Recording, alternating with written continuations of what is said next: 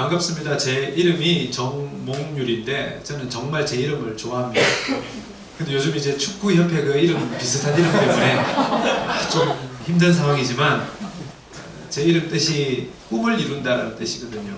꿈을 이룬다는 뜻이었는데 어느 날인가 하나님께서 기도하는 가운데 너의 꿈을 이루지 말고 누군가의 꿈을 이루어주는 사람이 되지 않을래라는 마음을 주셨어요. 그것이 제 인생의 어떤 터닝 포인트의 제 이름 같아요. 오늘 말씀을 통해서 함께 또 은혜를 나누고 하나님이 어떤 분인지 우리가 알아갈 수 있어요. 그래서 제가 잠시 한번 기도할게요. 살아계신 하나님, 이 자리에 우리를 초청해 주셔서 감사합니다. 우리가 온 것 같지만 하나님의 초청장을 받고 이곳에 왔습니다. 수고한 마음, 무거운 마음, 짐진 마음, 하나님 위로가 필요한 마음 가운데 우리 인생의 답은 딱 한 가지입니다. 하나님 이 밤에 우리에게 오셔서 내가 너를 사랑한다 라고 말씀 한번 해주시면 끝나는 줄 압니다. 하나님 우리의 이 밤에 하나님의 마음이 느껴지게 하시고 하나님의 우리를 향한 관심과 열정을 볼 수 있는 시간 되게 하시고 다시금 우리가 힘있게 달려갈 수 있도록 하나님 우리와 함께 해주십시오. 감사합니다. 여기 있는 모든 우리 젊은 분들 주의 이름으로 축복합니다. 성령 하나님 임재하여 주시고 각자에게 말씀을 적용하여 주시옵소서. 예수님의 이름으로 기도드립니다. 아멘. 제가 남아공에서 사역하는데 지금 안식년 잠시 나와 있는 거거든요. 네, 선교 현세 형제님 좀 부탁해요. 한번 좀 띄워주세요. 제가 어떤 사역하는지 한번 보여드릴게요. 제가 최근에 만든 영상이거든요.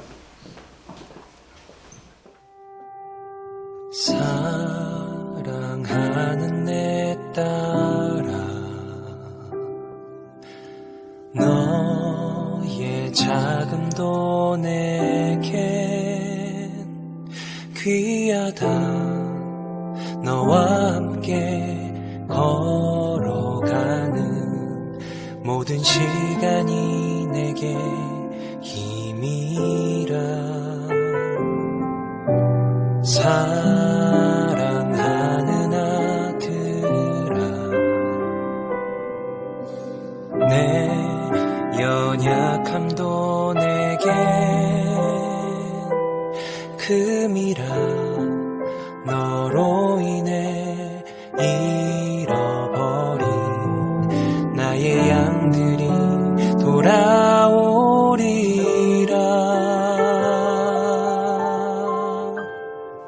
조금 느린 듯해도 기다려주겠니?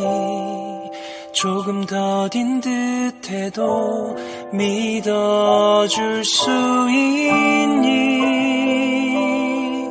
네가 가는 그 길 절대 헛되지 않으니 나와 함께 가자.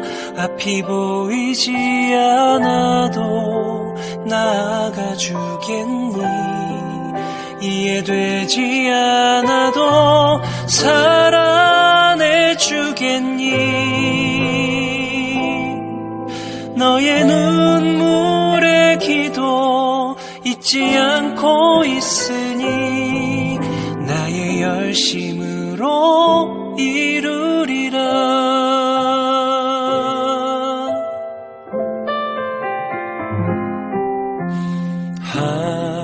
하나뿐인 사랑아, 내게 부탁이 있다. 길 잃어 지친 영혼 돌아보라. 나의 품으로 안기어라. 조금 느린 듯해도 기다려주겠니? 조금 더딘 듯해도 믿어줄 수 있니? 네가 가는 그 길 절대 헛되지 않으니 나와 함께 가자. 앞이 보이지 않아도 나아가 주겠니?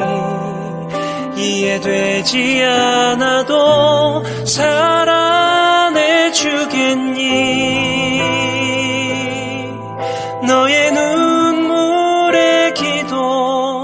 잊지 않고 있으니 나의 열심으로 이루리라. 내게 그 땅을 부탁한다. Hello, my name is Mefe. I just want to say thank you for helping us as Daily Bread and for praying for us. Thank you. 감사합니다. God bless you.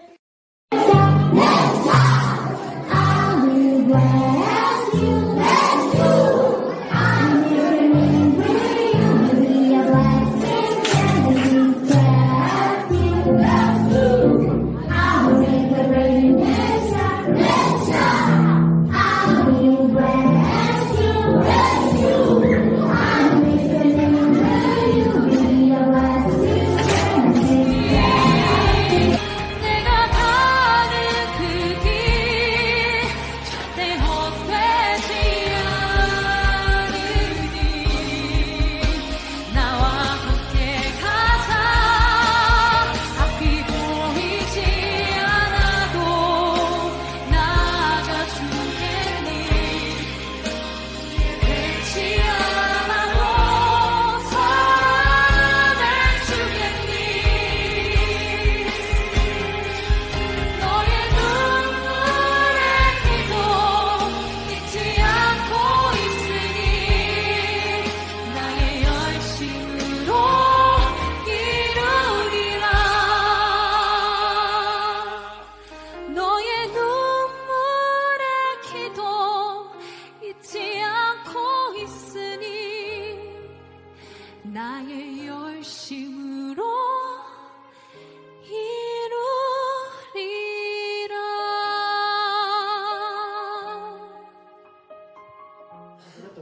자, 우리 말씀 한번 우리 같이 읽을게요. 누가복음 10장입니다. 10장, 1장에 10장. 제가 이게 누가복음 10장 25절에서 37절. 누가복음 10장. 저거 보니까 그거 생각난다. 여러분 그거 아세요? 어느 분이 결혼식 때 이게 축사로 이렇게 결혼식 할 때 요한 1서 4장 19절인가 그래요. 뭔가 하면 서로 사랑하라. 사랑 안에는 두려움이 없나니 이 말씀을 띄웠는데 결혼식 할 때 이게 받을 때 그분이 크리스찬이 아니었나 봐요. 요한 1서 4장을 보냈는데 요한복음 4장으로 받았어요. 그래, 네가 참으로 옳도다. 남편이 다섯 명 있었지만 내 남편이 아니라 그 말씀을 결혼식 때 띄워버렸대요. 그냥. 그보다 낫다, 그죠? 누가복음 10장. 죄송합니다. 제가 아까 들을 때 글자가 좀 빠졌나 봐요. 누가복음 1장이 아니라 10장 25절에 37절.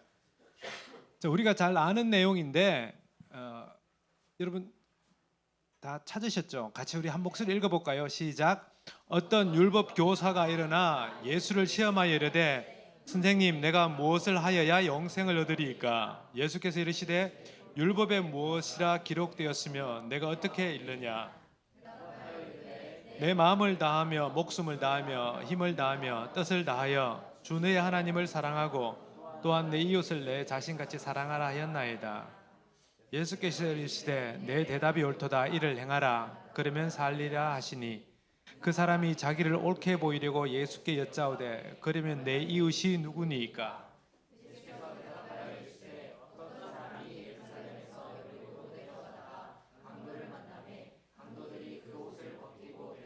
그의 죽은 것을 버리고 갔더라.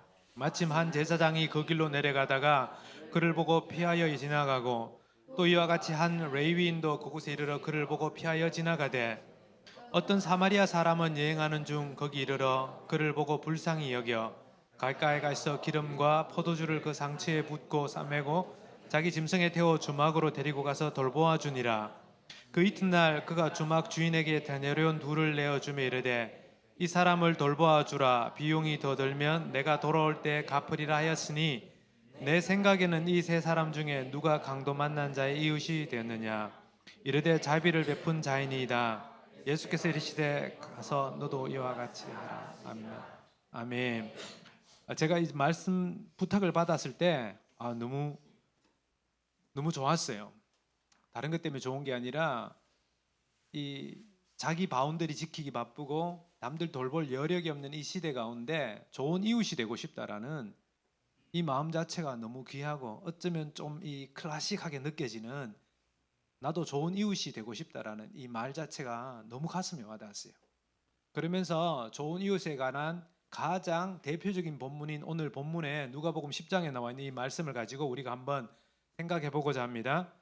한 율법사가 예수님에게 자기가 선하게 보이고 싶어서 37절에 이렇게 말합니다. 37절이 아니 29절이네요. 그 사람이 자기를 옳게 보이려고 예수께 여짜오되 그러면 내 이웃이 누구입니까? 이 사람이 예수님에게 질문을 합니다. 내가 어떻게 하면 영생을 받겠습니까? 말할 때 예수님이 넌 뭐라고 배웠느냐? 하나님을 사랑하고 내 이웃을 사랑하라 배웠습니다. 그럼 예수님께서 너도 그렇게 하라 라고 말할 때 이 사람이 자기의 선함을 보이고 싶어서 이 말은 나는 정말 지금 좋은 이웃으로 섬기고 살고 있습니다. 그러면서 하는 말이 누가 내 이웃입니까? 라고 말합니다. 예수님 내 이웃의 범위를 정해주시면 제가 열심히 섬길게요 라고 말할 때 예수님께서 비유를 드시고 마지막에 하시는 말씀이 그러면 누가 도움받은 사람의 이웃이냐라고 말합니다. 36절에 내 생각에는 이 세 사람 중에 누가 강도 만난 자의 이웃이 되느냐라고 말하니까 37절에 자비를 베푼 자입니다 라고 말할 때 그래 너도 가서 그렇게 행하라 라고 말합니다. 이 말씀은 도움은 주는 자의 입장에서 생각하는 것이 아니라 누구 입장에서? 도움을 받는 사람 입장에서 생각해 보라는 겁니다. 그래서 우리는 때로는 이게 적극적인 도움이 아니라 소극적인 도움으로 누군가가 나에게 도움을 청하지 않았으니까 라고 말하기 쉬운데 오늘 예수님께서는 누가 강도 만난 자의 이웃인가 라는 말로 통해서 누가 나의 이웃인가. 유대인들은 그게 있었다 그래요. 내가 이웃의 범위가 내 가족, 내 사촌, 내 공동체. 근데 예수님께서 그걸 완전히 깨부수셨으면서 다시 한번 생각해 보라. 도움 받는 사람 입장에서 네가 한번 생각해 보라라고 말하는 겁니다. 혹시 나는 우리 이웃을 내 스스로가 정하고 있지는 않은지 요즘 참 이 선을 넘는 것, 간섭받기 싫어하고 간섭하는 거 싫어하고 이런 문화 안에서 이 예수님의 말씀이 참 우리에게 묵직하게 다가오는 것 같아요. 그러면서 내 이웃이 누구인지 오늘 이 말씀을 통해서 우리가 한번 고민해 보길 원합니다. 제가 한 3가지 가지고 방법을 가지고 접근하려고 하는데 한국은 이렇게 말하나? 제가 이게 습관이 돼가지고 아프리카에 들어가다 보니까 늘 셋 그러면 이렇게 하고 이렇게 해요. 이렇게 이게 3가지 방법을 하는데 첫 번째는 왜 제사장과 레위인은 돕지 않았는가? 둘째는 왜 예수님께서 비유하실 때 하필이면 사마리아 사람인가? 세 번째는 누가 강도 만난 자의 이웃인가라는 카테고리로 한번 우리가 말씀을 좀 나눠보고자 합니다. 첫 번째, 예수님께서 비유를 말씀하실 때 레위인과 제사장은 그냥 비켜갔대요. 왜 비켜갔을까요? 이 사람들이 예수님께서 이 비유를 하신 말씀은 이 사람들이 사랑이 없다라는 걸 강조점으로 두신 것이 아닌 것 같아요. 율법에 의하면 부정한 것을 만지면 어떻게 돼요? 부정해지거든요. 그러면 사마리아 사람은 율법이 아예 없는 사람이에요. 예수님께서 그냥 1번 제사장, 2번 유대인 이러면 이해가 될 텐데 굳이 예수님께서 이렇게 말씀하시는 이유가 레위인과 제사장을 염두에 두시고 거기에 대비되게 대조되게 율법이 아예 없는 사마리아인을 대조하신 이유는 무엇일까요? 때로는 우리가 율법이 있다라고 말하면서 때로는 하나님을 섬긴다라는 것 때문에 어떤 종교적인 신념 때문에 남을 돕지 못할 때가 있어요. 그래서 우리가 한번 생각해 봐야 될 것이 신념 때문에 율법적인 어떤 것 때문에 피할 수밖에 없는 상황들. 그래서 여러분 이게 우리가 아는 것처럼 오늘 제가 여러분에게 딱 드릴 말씀에 딱 2가지만 기억했으면 좋겠습니다. 첫 번째 카메라 찍는데 제가 왔다 갔다 해서 죄송합니다.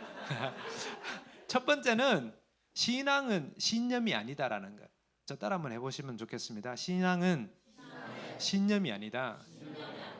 두 번째는 원칙보다는 원리이다. 이 2가지만 좀 기억했으면 좋겠어요. 신앙은 신념이 아니라는 말은 때로는 우리가 예수를 믿다 보면 어떤 우리 안에 어떤 틀을 만들어요. 그래서 그게 어떤 신념을 만들어서 영어로 말하면 belief 시스템이라고 말해요. 그걸 만들어 놓고 이게 신앙인 것처럼 하는데 신앙은 그게 아닌 것 같아요. 예수님께서 이 땅에 와서 끊임없이 도전하시고 깨뜨리기를 원하셨던 것은 유대인들이 갖고 있는 어떤 신념이었어요. 정통이라고 말하고 종교성이라 말한 그것을 깨뜨리기를 원하셨거든요. 그래서 예수님께서 굳이 다른 날 기적을 행하신 것이 아니라 언제 행하십니까? 안식일 날. 왜 하필이면 안식일입니까? 그래서 그 당시 많은 사람들이 예수님에게 했던 말씀이 우리가 당신이 선지자인 줄도 알고 하나님으로부터 온 사람인 줄도 압니다. 그런데 굳이 어제도 아니고 내일도 아니고 굳이 왜 하필이면 안식일에 이것을 해가지고 문제를 만듭니까? 라고 말할 때 예수님께서 하셨던 말씀이 안식일이 사람을 위해 존재하는 거라고 말합니다. 사람이 안식을 위해서 존재하는 것이 아니다라고 말하면서 그 사람들은 안식일을 지키는 것이 거룩함이라 생각하고 이것이 자기들의 어떤 신념이었거든요. 근데 예수님이 그걸 깨뜨리는 겁니다. 우리 말씀 한번 보겠습니다. 요한복음 5장 1절에서 9절입니다. 우리가 잘 아는 말씀인데요. 베데스다 목가에서 38년 된 환자를 일으킨 그 이야기입니다. 우리 같이 한번 읽어볼게요. 그 후에 유대인의 명절이 되어 예수께서 예루살렘에 올라가시니라. 예루살렘에 있는 양문 곁에 히브리 말로 베데스다라 하는 못이 있는데 거기 행각 5이 있고 그 안에 많은 병자, 맹인, 다리 자는 사람, 혈기 마른 사람들이 누워 물의 움직임을 기다리더니 이는 천사가 가끔 못에 내려와 물을 움직이게 하는데 움직인 후에 먼저 들어가는 자가 어떤 병에 걸렸든지 낫게 됨이러라. 거기 38해 된 병자가 있더라. 예수께서 그 누운 것을 보시고 병이 벌써 오래된 줄 아시고 이르시되 내가 낫고자 하느냐. 병자가 대답하되 주여 물이 움직일 때 나를 못에 넣어주는 사람이 없어 내가 가는 동안에 다른 사람이 먼저 내려가네이다.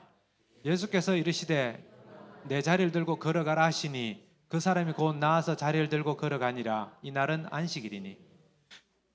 왜 해필이면 오늘이었습니까? 이스라엘 사람들이 갖고 있는 이 관념 중에 신념 중에 하나는 안식일은 일하면 안 된다. 안식일은 움직이면 안 된다. 쉬어야 된다는 거잖아요. 여러분 그럼 한번 생각해 보십시오. 38년 동안 누워있던 사람에게는 움직이는 것이 안식입니까? 아니면 계속 누워있는 것이 안식입니까? 움직이는 게 안식이에요. 제가 이야기했습니다. 신앙은 신앙이라고, 신념이 아니라. 신앙은 원칙이 아니라 원리입니다. 그 원리가 무엇이냐면 하나님 아버지의 마음입니다. 근데 유대인들은 그것 없이 어떻게 적용하느냐? 문자 그대로 해서 오늘은 안식일인데 움직이면 안 됩니다. 안식하면 안 돼. 오늘은 안식일을 거룩하게 지켜야 됩니다. 라고 할 때 예수님께서 그들에게 도전하시는 겁니다. 너희들이 가지고 있는 신념이 무엇이냐? 이 사람이 누워있는 것이 안식이 아니라 이 사람은 일어나 걷는 것이 안식이다라고 말합니다. 38년 동안 누워있었다고 한번 생각해 보십시오. 여러분 제가 보니까 대부분이 다 38세 안 된 분들 같은데 여러분이 태어나기 전부터 계속 누워있다고 한번 생각해 보십시오. 예수님께서 이 사건을 통해서 그들 안에 있는 어떤 종교적인 신념을 깨뜨리기를 원하셨어요. 아까 우리가 읽었던 제사장과 레위인이 그냥 지나갈 수밖에 없었던 이유, 종교적인 신념 때문에 도와줄 수 없는 똑같은 사건이에요. 근데 오늘 이 사건을 보면 사실은 예수님께서 이들이 가지고 있는 종교적인 신념뿐만 아니라 오늘 본문 안에 보면 작은 신념들도 깨뜨리기를 원하시는 걸 볼 수 있습니다. 여러분 우리가 우리 안에 어떤 신념에 갇혀 있으면 진정한 예수님을 만나지 못하는 것 같아요. 오늘 본문 다시 1절에 보면 다시 1절에 보면 이 사건이 일어난 곳을 장소 이름을 베데스다라고 합니다. 베데스다. 베데스다라는 이름의 뜻이 자비의 집이라는 뜻이에요. 자비의 집. 여러분 이름이 주는 의미가 있죠. 예를 들어서 저희 남아공에 유명한 공원 중에 하나가 라이노 앤 라이언 파크가 있어요. 코뿔소와 사자의 공원. 여러분의 기대감이 뭐예요? 그곳에 가면 나는 그죠? 코뿔소와 사자를 보겠다는 기대감인데 요즘 밀렵이 심해서 코뿔소를 다 치워버렸어요. 그 기대감을 갖고 갔다가는 코뿔소 한 마리도 못 보고 나와요. 그래서 이제 어떤 우리 친한 선교사님이 불평을 했대요. 아니 이름을 바꿔야지. 코뿔소 사자 했는데 코뿔소 한 마리도 못 봤다고. 그러니까 그 주인이 나는 그냥 코뿔소 좋아해서 이렇게 이름했다. 이러면 사기잖아요. 사기 그죠? 근데 오늘 이름이 베데스다예요. 자비의 집. 사람들의 기대감은 뭐예요? 이곳에 가면 내가 자비를 맛볼 수 있을 것이다 라는 기대감. 근데 그 자비가 무엇이냐? 이 사람들이 생각하는 자비는 사실은 이게 진짜 치료가 아니라 이 사람들이 믿고 있었던 것은 물이 동할 때마다, 어떤 학자들은 이 물이 동한다라는 것을 아마 이게 가늘천처럼 온천처럼 이렇게 끓어오른다라고 표현하는 분도 있어요. 성경에 실제된 것이 아니라 보면 갈로 해가지고 이는 천사가 가끔 못에 내려와 물을 움직이게 하는데 움직인 후에 먼저 들어가면 낫는다더라라는, 아마 제 생각에는 순전히 제 생각인데 피부병 있는 사람들이 이곳에 나와서 온천 이렇게 온천 요가가 좀 나았던 것 같아요. 그 다음부터 이게 소문이 나갖고 많은 사람들이 이곳에 가서 자비를 기대하면서 이곳에 가요. 이곳에만 들어가면 나을 거다. 이곳에만 들어가면 치유받을 것이다 라는 희망과 소망을 갖고 오는데, 이 사람들 안에 있는 어떤 간절한 소망이 만들어낸 이 신념이 사람들 이곳에 불러 모아요. 근데 그곳에 가도 경쟁이 있어요. 참 아이러니하죠. 자비의 집에 갔는데 자비는 없고 경쟁만 있어요. 자비의 집에서 경쟁하는데 경쟁에 이긴 사람보다는 진 사람들이 더 많아요. 다른 말로 하면 루저들이에요. 근데 보면 재밌는 것이 3절에 봐요. 그곳에 못 들어가는 사람들이 있는데 많은 병자, 특별히 첫 번째 맹인이래요. 쉽지 않죠. 안 보이는 사람이 그 물에 들어가기가 쉽지 않아요. 이미 경쟁에서 한번 떨어진 사람들이에요. 근데 두 번째, 다리 저는 사람. 더 쉽지 않거든요. 한쪽 다리를 절면서 그 물속에 남들보다 경쟁해서 뛰어들어간다는 게 쉽지 않아요. 근데 그 다음은 또 더 어려운 사람들을 이야기해요. 혈기 마른 사람. 찾아보니까 이게 몸에 우리 이제 중풍 오듯이 와서 움직이지 못하는 사람, 마비된 사람을 말해요.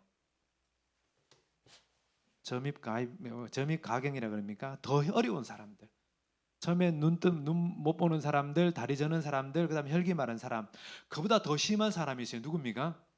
38년 동안 누워 있었던 사람.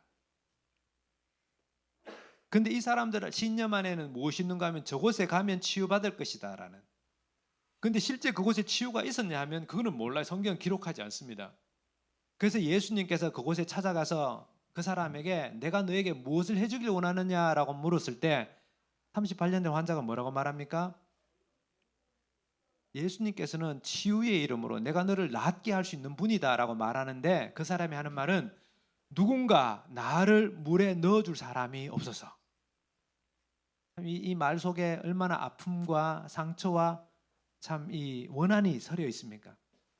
누군가 나를 물에 넣어줄 좋은 친구가 없어서 나는 그 행복을 누리지 못합니다 라고 말할 때, 근데 예수님께서 이 일을 통해서 이들에게 깨뜨려드리길 원했던 것은 네가 생각하는 그 행복이 너를 행복하게 하는 것이 아니다라는 거예요. 예수님이 치유의 이름으로, 회복의 이름으로 그곳에 서 계셨음에도 불구하고 만나지 못하는 어떤 소경된 어떤 모습들. 여러분 믿으시죠? 예수님은 이 땅에 우리에게 치유와 회복의 이름으로 여러분에게 오셨습니다. 아멘. 진정한 행복을 위해서 오셨습니다. 근데 오늘날 많은 사람들이 행복이라는 것을 찾기 위해서 경쟁하고 힘들게 하다가 과연 여러분들이 생각하는 행복이 여러분들이 생각하는 어떤 경쟁에서 이겼을 때 주어진다라고, 그래서 나는 그 행복을 누리고 있다라는 그 마음이 있습니까? 끊임없이 경쟁하고 끊임없이 행복을 추구하지만 여전히 늘 비교할 때 나는 루저 같고, 나는 소경 같고, 나는 다리 저는 자 같고, 때로는 나는 38년 동안 누워있는 사람 같지만 이들 안에 있는 어떤 거짓 신념들, 예수님께서는 오늘 이 본문을 통해서 이들이 갖고 있는 어떤 신념들을 깨뜨리기 원하셨고, 나아가서 전체 이스라엘 전체가 가지고 있는 거짓 신념들, 무엇이라고요? 안식일이, 예수님께서 안식일의 주인이란 말은 내가 너에게 참 안식을 주기 위해서 왔고 너에게 평안을 주기 위해서 왔고, 사실은 예수님께서 오늘 이 비유를 통해서 말씀하고 싶었던 것은 예수님이 우리의 가장 선한 이웃으로 오셨다는 겁니다. 강도 만난 자와 같은 우리에게 가장 선한 이웃으로 왔지만 유대인들이 그것을 보지 못할 때, 그들 안에 신념에 갇혀 있을 때, 오늘 우리가 한번 생각해 봤으면 좋겠습니다. 여러분들 안에 어떤 신념을 깨뜨리고 하나님을 아버지의 마음으로 좀 보길 원합니다. 하나님이 여러분에게 계시는 분이시면, 여러분들이 예수님 만나고 그분과 교제하는 이것이 가장 큰 축복이고 특권임을, 예수님께서 그것을 깨뜨리고 우리에게 오셨음을. 아멘. 네. 첫 번째는 오늘 저희가 생각해 본 것처럼 예수님께서 그들의 신념을 깨뜨리길 원하셨다라는, 레위인과 제사장들 그것을 깨뜨리길 원했다는 걸 생각해 봤으면 좋겠고요. 두 번째는 왜 사마리아인인가라는 걸 한번 생각해 보길 원합니다. 예수님께서 하필이면 도움을 주는 사람이 가장 좋은 이웃이라고 말했는데 왜 하필이면 가장 경멸하는 사마리아인일까? 여러분 죄송합니다. 이런 표현하면 정말 좀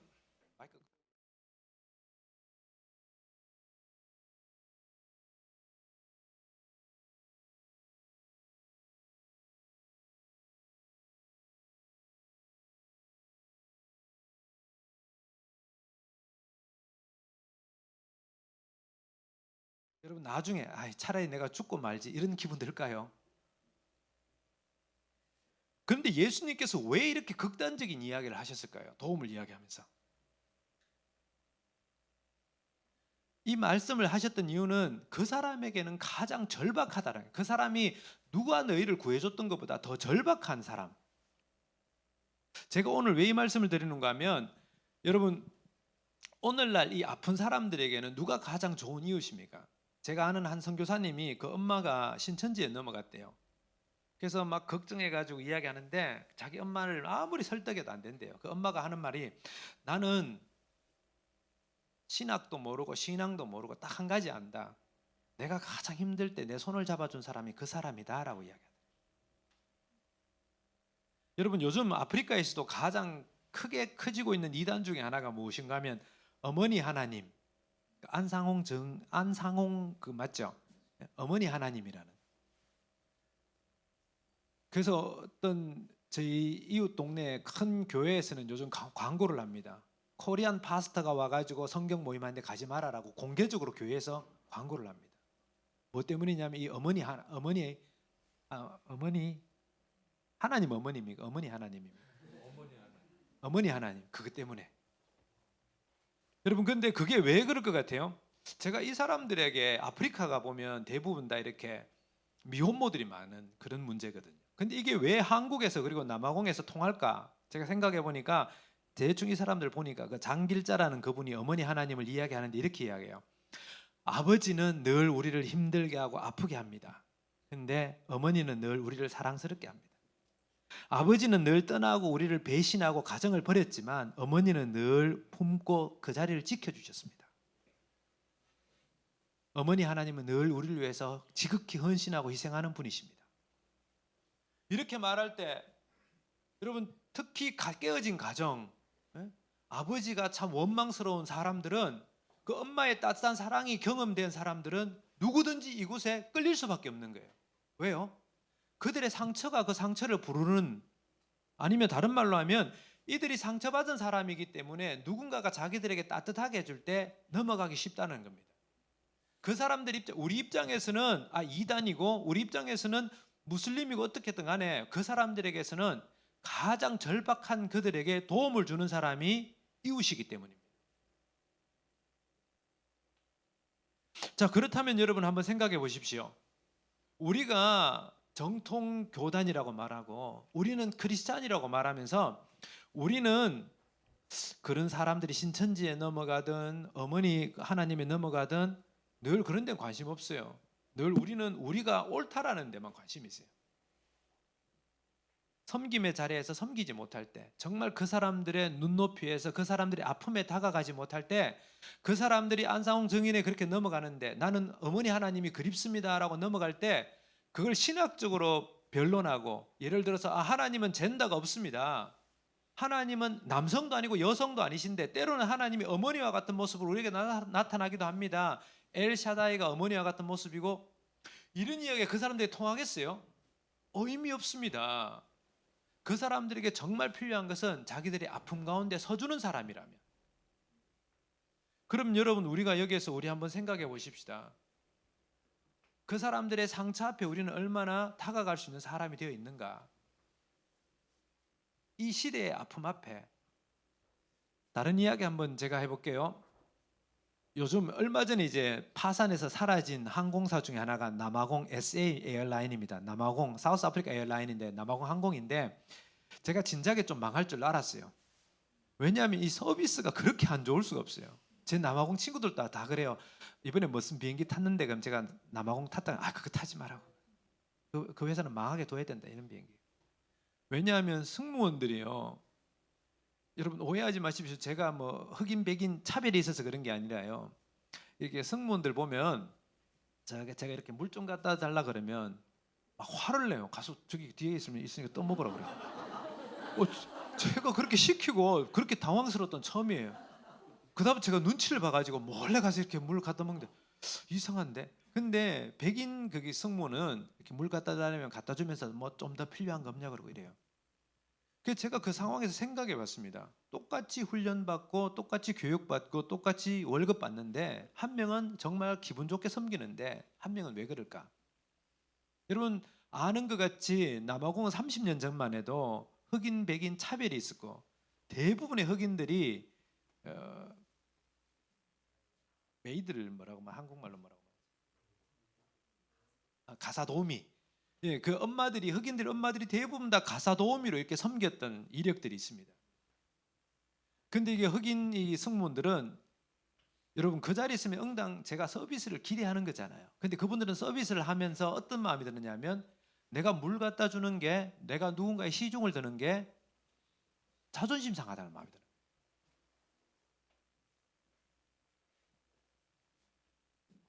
참 이상하죠, 그죠? 근데 오히려 다른 말로 하면 자기 엄마들이 가사도우미로 섬기고 남들한테 그 일하는 걸 더 많이 봤을 텐데도 그 자리에 가면 그걸 못 하는 거예요.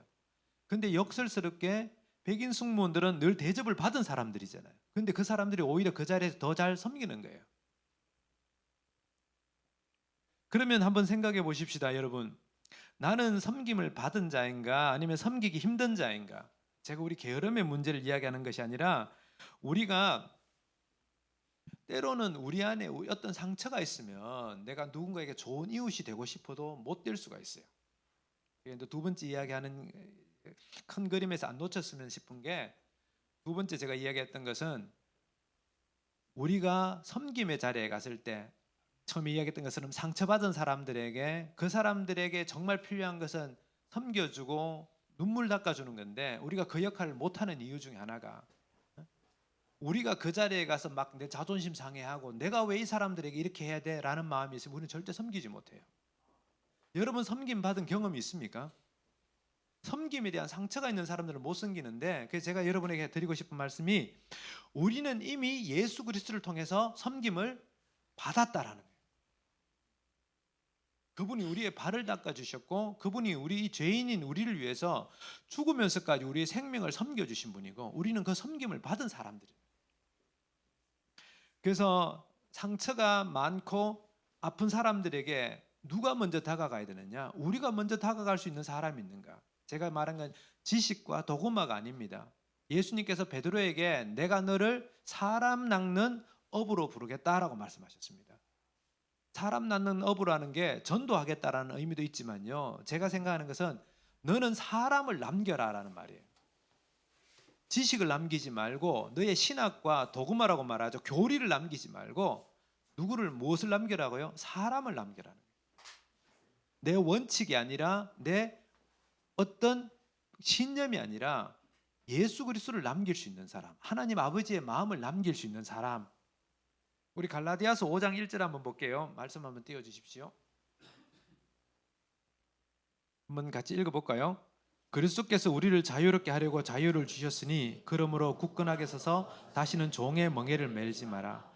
오늘 예수님께서 이 말씀하신 이유는 저는 이렇게 생각하고 싶어요. 무엇이든 우리를 종 삼을 수 없다라는 거예요. 그것은 무엇이냐면 우리의 어떤 상처든 연약함이든 아픔이든 그 무엇도 우리를 붙잡지 못하는 거예요. 왜냐하면 예수님께서 우리에게 자유를 주셨기 때문에.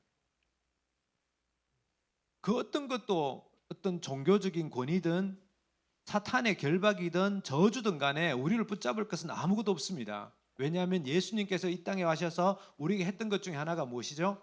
우리를 자유인으로 만드셨기 때문에. 말씀 한 번 더 보고 5장 13절 말씀 볼게요. 갈라디아서 5장 13절 다시 한번 같이 읽어볼까요? 시작.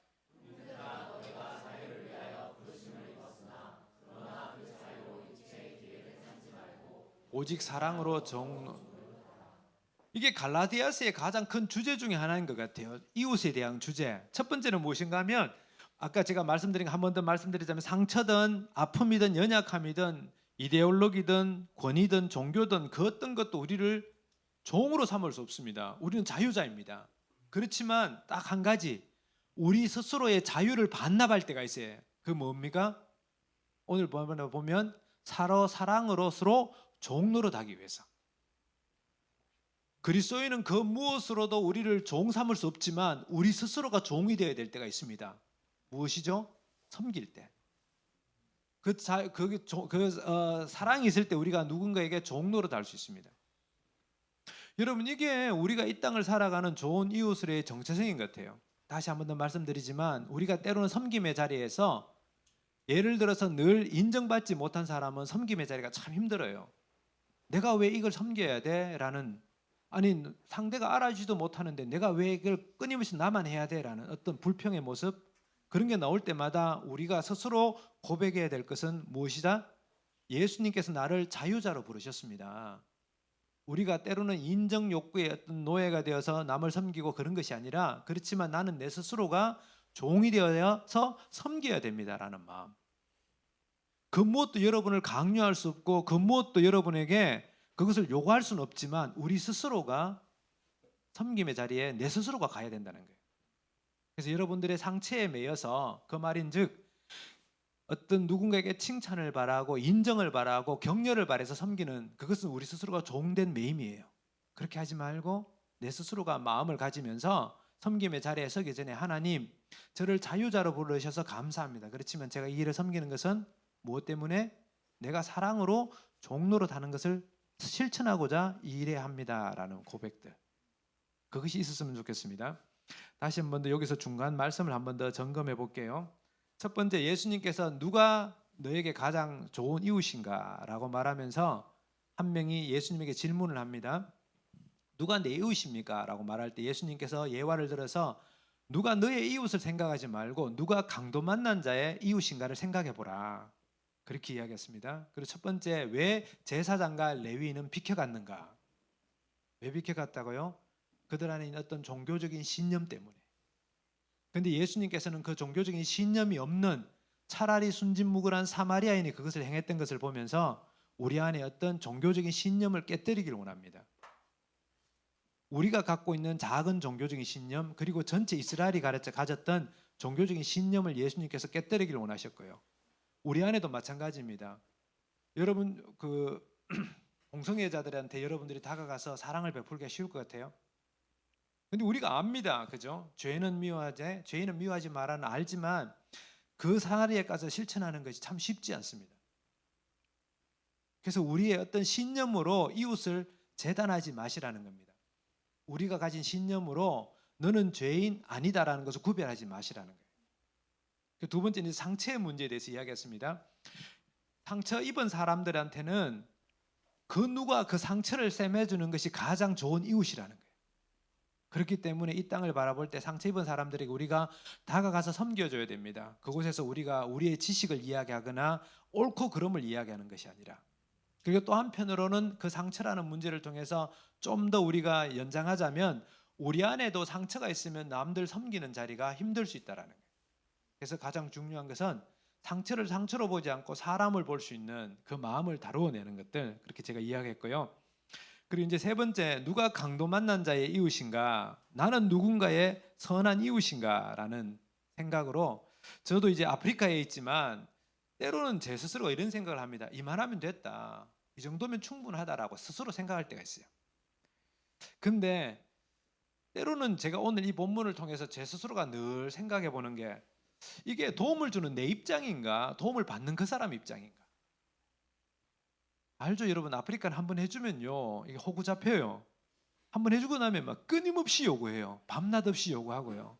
아직도 제가 한국에 와 있는데 저보고 뭐 돈 좀 빌려달라 돈 좀 달라서 너무 많이 와요. 근데 좀 이 마음 여린 게 이게 참 거시기 하기도 한데 늘 고민해요. 내가 내 스스로가 이렇게 하는 게 맞는가? 그 사람들 입장에서 바라보는 게 맞는가?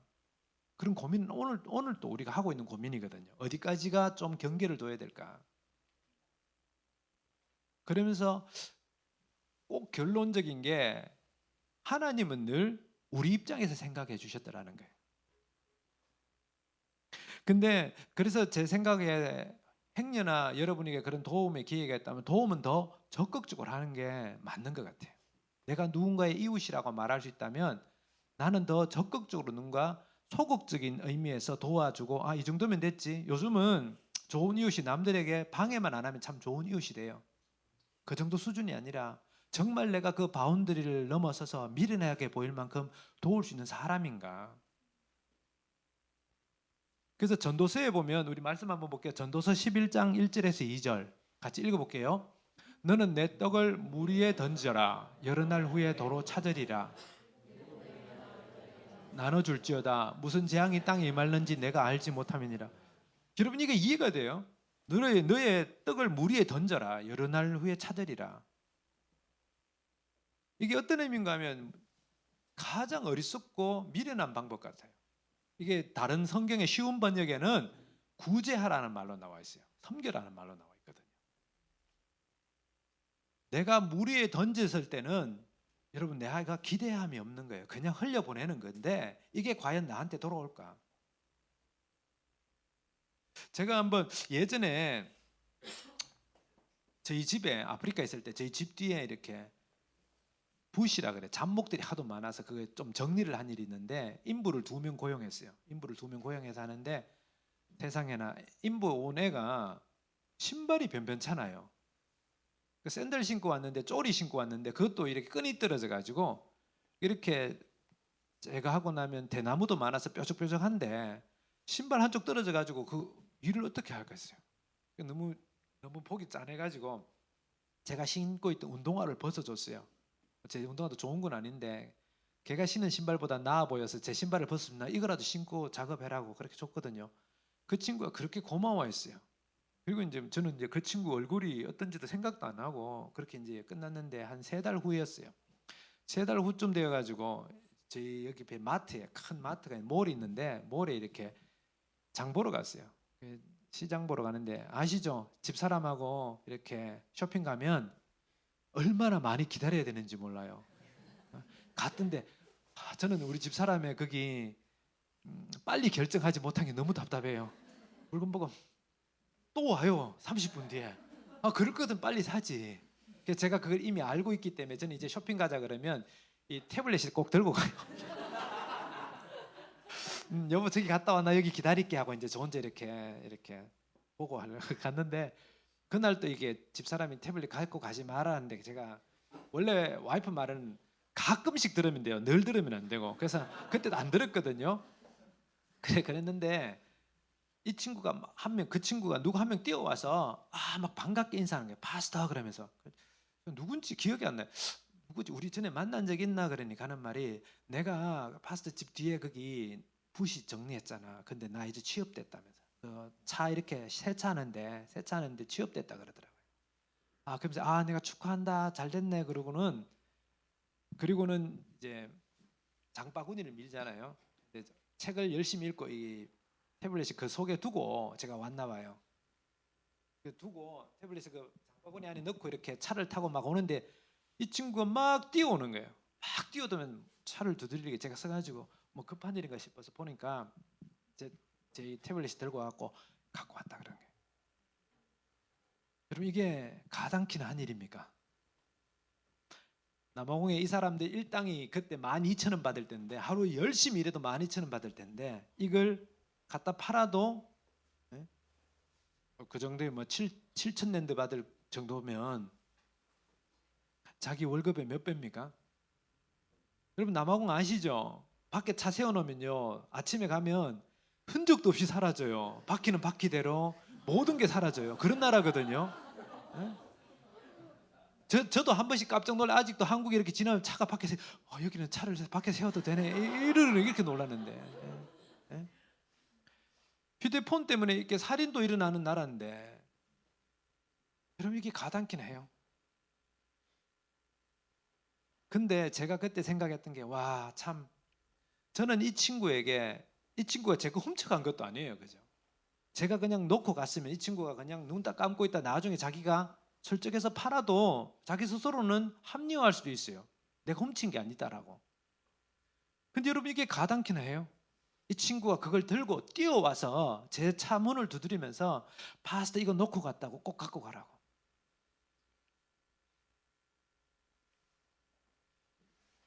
내 떡을 물 위에 던져라. 여러 날 후에 도로 찾으리라. 아멘. 여러분 크리스찬이라는 것은요, 제 생각에는 여러분이 심었다고 여러분이 거두는 거 아니에요. 여러분은 여기 심었는데 여러분들이 거두는 것은 엉뚱한 이곳이지만 살아계신 하나님은 신실하시기 때문에 그것보다 더 풍성하게 여러분을 거두게 하시는 분이십니다.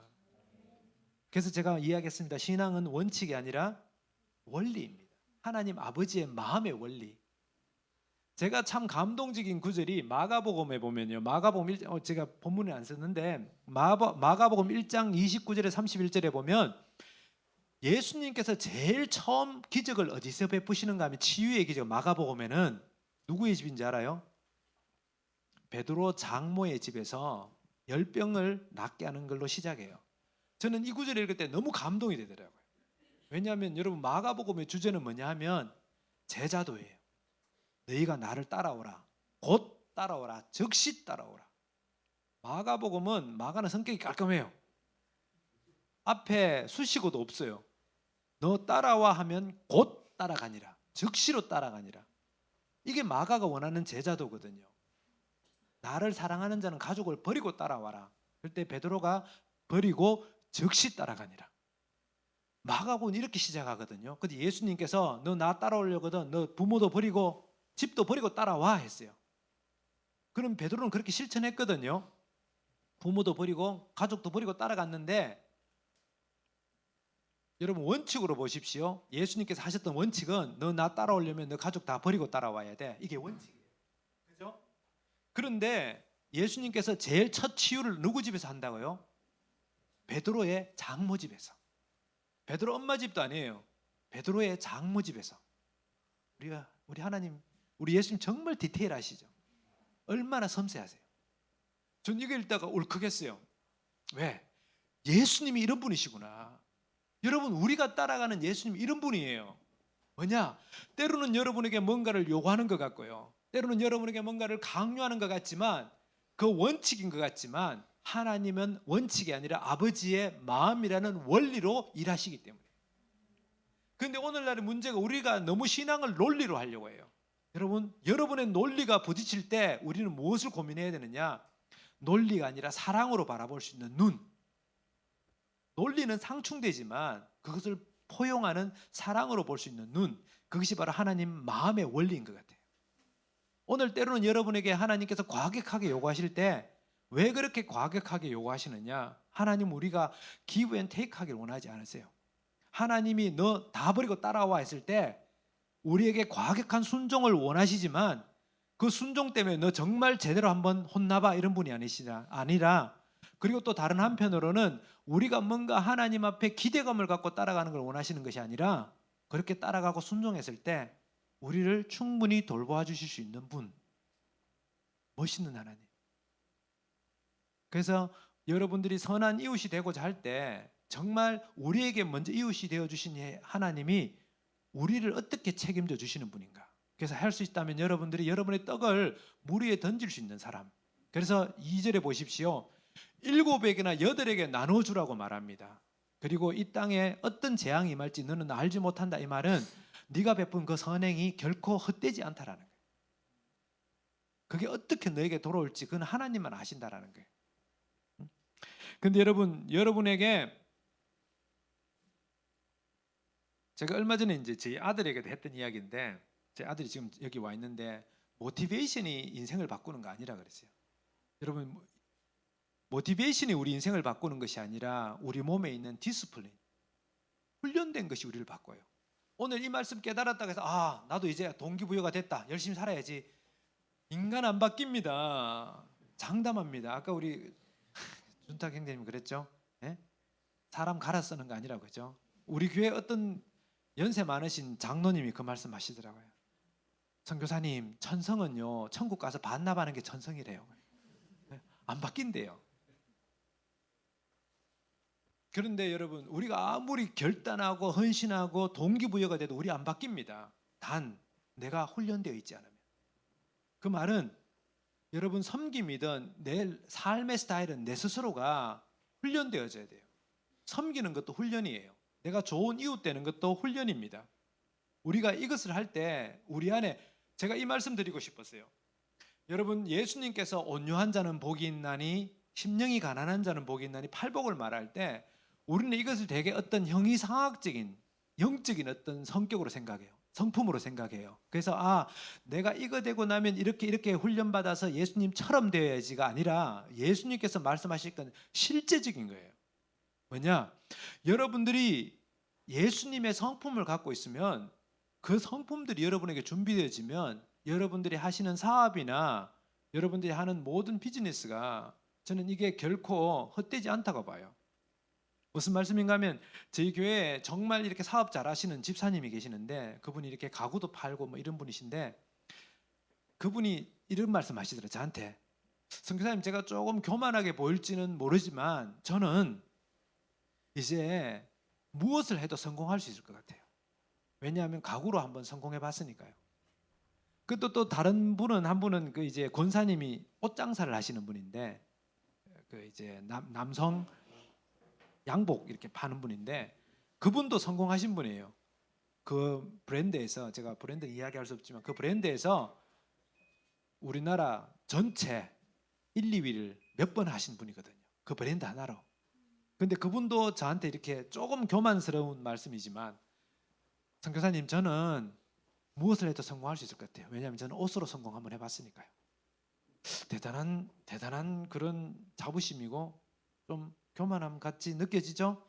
근데 그분들이 그렇게 말하는데, 제가 그 말 들었을 때 이분이라면 그럴 수 있겠다 싶더라고요. 옷 하신다는 그분은요, 이제 좀 중년층들의 옷을 이렇게 양복을 파시는 분인데, 제가 그곳에 한번 가봤거든요. 근데 그분 하는 말이, 저는 옷을 파는 게 아니라 패션을 팝니다, 이렇게 이야기하더라고요. 그 말인즉, 사람들 가서 딱 가면, 손님 어떤 옷이 필요하세요? 여러분 아시죠? 여러분 이 아버지 때 되시는 분들은 여러분처럼 이렇게 패션 감각이 잘 없어요. 가서 이렇게 주로 이렇게 아내들이 골라주는 옷을 입고 뭐 이런 분위기인데, 그분은 딱 보고, 손님은, 고객님은 피부가 희니까 이런 톤들이 잘 어울려요. 그리고 손님은 이런 게 이렇게 괜찮아요 라고 말하면서 이렇게 어떻게 보면 어떤 패션에 대한 코디를 잡아주는 거예요. 그러면 손님이 옷을 사 입고 와도 되게 기분이 좋아요. 이분이 내가 옷을 앞으로 어떻게 잡아야 될지를 가르쳐 주시네, 코칭을 해주시네, 이 느낌이 들거든요.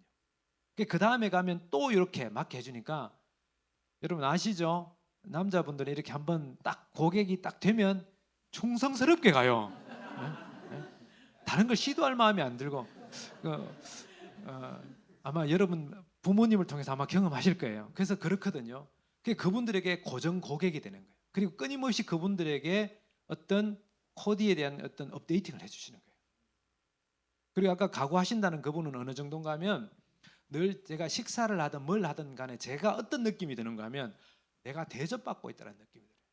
그분은 밥 먹다가도 제가 뭔가 필요한 거 있으면 즉시, 제가 이렇게 반찬을 먹는데 이 반찬 잘 먹는다 싶으면 그걸 즉시 제 앞에 갖다 놓고 곧 주문해 가지고 더 갖고 와서 이렇게 하는데, 이게 이분은 저한테 잘 보이려고 그런 것이 아니라 이분의 삶이 그렇게 배어 있는 거예요. 어떻게 남들의 관심이 어디에 있는지, 섬김이 어딘지 배어 있는 거예요.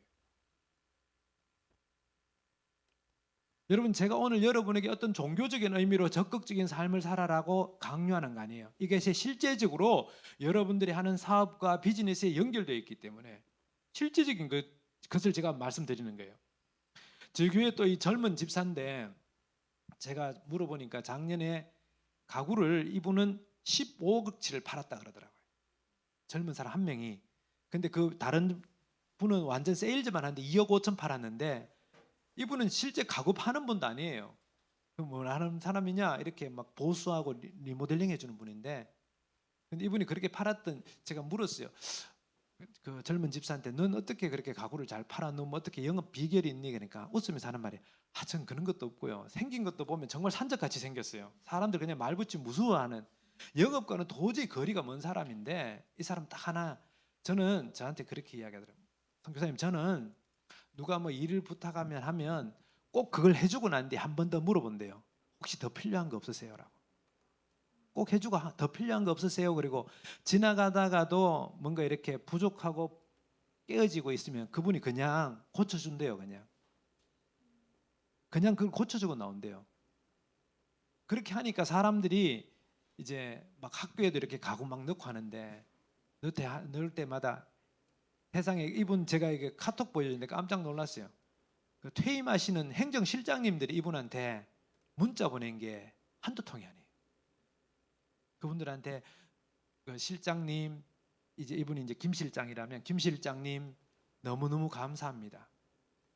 그냥 가구만 팔러 오신 것이 아니라 정말 섬김이 뭐란 걸 보여주고 가셔서 감사합니다. 우리가 생각하는 어떤 세일즈맨의 어떤 화사한 얼굴에 스마일한 전혀 거리가 먼 사람인데, 왜냐하면 이 사람들 몸에는 섬김이 배어 있더라는 거예요. 그래서 성공한다고 해서 여러분 남들 경쟁에서 이기고 남들보다 더 우위에 있다고 성공하는 게 아니라는 거예요. 우리가 적어도 크리스찬이라면 내 빵을 던질 수 있는 사람, 내가 누군가에게 선한 이웃이 될 수 있는 사람. 왜요? 예수님께서 우리를 섬겨주셨으니까. 네? 여러분, 이게 제가 말씀드렸습니다. 동기부여가 우리를 바꾸는 거 아니라고요. 여러분, 이거 실천하는 거예요. 내가 오늘 누군가에게 어떻게 한 가지라도 선행을 행할 수 있을까라는 고민. 참, 그런데 여러분, 결론적으로 말하자면 우리는 그렇게 살 수 있는 사람들입니다. 왜냐하면 우리가 복음을 받아들일 때 복음의 DNA가 우리와 함께 왔기 때문에, 복음을 받아들일 때 복음의 야성이 우리에게 함께 왔어요. 그것은 무슨 말이냐? 복음의 야성이 뭡니까? 복음의 야성이 있기 때문에 우리는 뒤를 돌아보지 않고 섬길 수 있는 사람이 되었고요. 왜? 예수 그리스도가 그러셨기 때문에. 복음의 DNA가 왔다는 것은 우리가 가장 낮은 자리에 우리보다 더 낮은 모습으로 우리를 섬겨주신 예수 그리스도가 있기 때문에. 사랑하는 우리 청년 여러분, 저는 여러분을 볼 때마다 가슴이 뜁니다. 여러분을 볼 때마다 오늘 또 와가지고 나도 남아공 가지 말고 여기서 있는 데서 참 이 청년들하고 사역하면 정말 좋겠다 이런 마음이 들 만큼 여러분 저에게 유혹입니다. 정말 엄청난 유혹입니다. 농담인 것 같죠? 제가 우리 아들한테 이야기했습니다. 아들아, 저희 아들 저기 있어요. 아들아, 아빠도 이런 거 하고 싶다, 그지? 그러면서 여러분, 가다가 멈추면 사랑이 아니에요. 사랑은 끝까지 가는 게 사랑이에요. 사랑은 대상을 선택하는 게 아닙니다. 사랑은 대상을 선택해서 하는 것이 아니라, 충성은 내 일에 하는 것이 아니라 예수님 앞에 하는 거예요. 예수님이 나에게 그 사랑을 보여주시고 나에게 좋은 이웃이 되었기 때문에 그 예수님께 충성하는 것이 우리의 사명입니다. 다시 한 번 더 말씀드리자면 우리가 선교사로 찬양 인도자로 부름받은 게 여러분 사명 아닙니다. 우리의 사명은 예수 그리스도에 관계된 겁니다. 그분이 내게 보여주신 사랑, 내게 오신 선한 이웃, 우리의 상처의 바운더리 안에 있을 때 우리를 그 바운더리를 뛰어넘어서 우리에게 보여주신 사랑, 우리가 어떤 신념에 갇혀 있을 때 그 신념을 깨뜨리고 우리에게 오신 사랑, 그리고 오늘 우리에게 마지막으로 하시는 말씀은 이게 여러분 크리스찬의 원리이기도 한데요. 나는 내 일을 하는 것이 아니라 나는 남의 일을 돕지만 내 일이 되어져 가는 사람. 내가 내 일 가지고 힘들어하는 것이 아니라 내가 남들의 일을 도우면서 내 일은 저절로 되어져 가는 사람. 때로는 그 단계까지 가기가 힘들겠지만 우리 한번 도전해 보십시다. 여러분의 전도서 11장 1절 말씀 한번 더 읽을까요? 너는 내 떡을 물 위에 던져라. 여러 날 후에 도로 찾으리라. 아멘. 이렇게 부름받은 여러분입니다. 그래서 정말 여러분들이 좋은 이웃으로, 아까 처음에 말씀드렸던 것처럼 남을 해코지하지만 않아도 좋은 이웃이고 남에게 간섭하지 않아도 괜찮은 이웃이고, 그런데 더 적극적으로 남을 돕는다라는 게 참 어리석어 보이는 이 땅이지만 우리는 복음의 DNA가 왔기 때문에 그렇게 할 수 있는 사람들입니다. 아멘. 그래서 여러분들이 선 곳에서 조그만 파장이더라도 누군가에게 섬길 수 있는 사람, 누군가에게 좋은 이웃이 될 수 있는 사람. 그리고 정말 이웃이 되려면 아프리카까지 한번 와야죠, 그죠? 제가 코끼리하고 기린은 불러놓겠습니다. 우리 같이 한번 기도할까요? 같이 한번.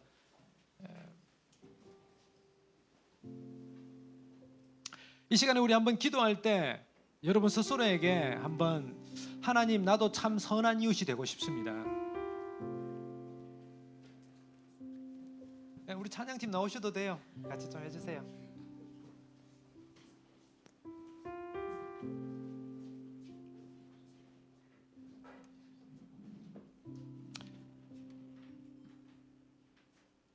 여러분, 제가 한 가지만 좀 더 격려드리고 싶어요. 우리가 예수 믿고 신분의 변화를 말하지만 그것보다 더 중요한 것은 우리 내면의 변화입니다. 내 속 사람의 변화. 정말 하나님, 나는 나에게 좋은 이웃이 되어 주셨는데 나도 그렇게 살고 싶습니다라는 고백들. 압니다. 여러분, 우리가 좋은 이웃이 못 되는 이유는요, 우리가 너무 지쳐 있어서 그래요. 하나님, 내 한 몸도 건사하기 힘들어요. 너무 바쁘고요, 힘든데 내 안에 누군가를 돌볼 에너지가 안 생기는 거예요. 그것도 맞아요. 그래서 이 시간 우리 하나님 앞에 좀 우리의 속마음을 털어놓으면서 좀 기도했으면 좋겠어요. 첫 번째 기도할 때, 하나님, 어느 순간인가 굳어지고 완악해지고 이기적이고 싶어 이기적인 것이 아니라 스스로 안에 굳어져 있는 내 모습들 가운데 신앙의 어떤 낭만을 좀 회복하게 해주십시오. 신앙의 낭만이 뭡니까? 우리가 젊었을 때, 지금도 젊지만 더 젊었을 때, 중고등학교생 때, 대학 초년생 때 말씀 하나로 뜨겁고 그렇게 살고 싶다고 헌신했는데, 이제 어느 순간인가 우리가 나이를 먹고 현실감이 생기면 생길수록 남들을 위해 희생한다는 자체가 내 에너지가 남아있지 않고 내 물질이 남아있지 않고, 그렇게 딱 했을 때 계산이 나오거든요. 우리 이 시간만큼은 그런 걸 좀 내려놓고 하나님 앞에, 하나님, 그냥 내가 예수님 한 분만으로 뜨겁고 격하고 열정이 올랐던 그 시절로 한 번만 더 저를 붙잡아 주십시오. 우리 그렇게 한번 기도할까요?